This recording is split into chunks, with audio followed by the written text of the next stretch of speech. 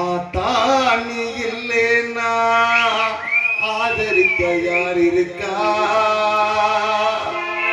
புது சேலை வாங்கி வந்து உன்னை புதச்ச இடம் பார்ப்பதுக்கா? எத்தனை பிறவியோ இனி முகத்தில் நான் முடிக்க எங்க போய் தேடுவானம்மா பட்டக்கடனை நான் நடக்க